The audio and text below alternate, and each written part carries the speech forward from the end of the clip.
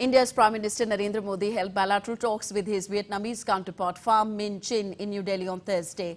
After the talks, several MOUs were signed between India and Vietnam in the presence of Prime Minister Narendra Modi and Vietnamese Prime Minister Pham Minh Chinh. This was signed at the Hyderabad House. Prime Minister Narendra Modi and Vietnamese Prime Minister jointly inaugurated the Army Software Park at the Telecommunications University in Nha Trang, Vietnam. A memorandum of understanding was also signed between India's public service broadcaster Prasar Bharati and Vietnamese national broadcaster Voice of Vietnam on exchange of radio and television programs in the fields of culture, education, science, entertainment, sports, history, tourism, news as areas of mutual interest, subject to contractual and intellectual property laws in force in their respective countries. And now let's get you details of this memorandum of understanding that was signed between India and Vietnam.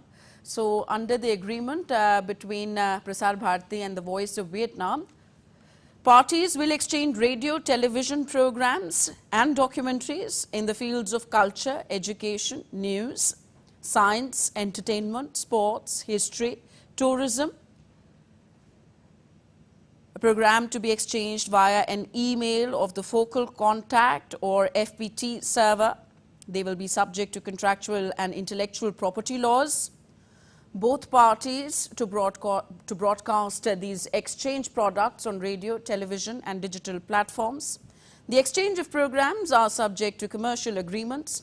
Parties are free to broadcast programs provided on or payment basis without change in their structure. The exchange of programs are subject to commercial agreements. In case of exchange on commercial basis, terms and conditions shall be determined by the two parties. The receiving party not allowed to supply programs to third party for broadcasting without prior consent. Both parties to explore co-production opportunities related to matters of mutual interest. Participation in significant events, festivals and competitions agreed upon.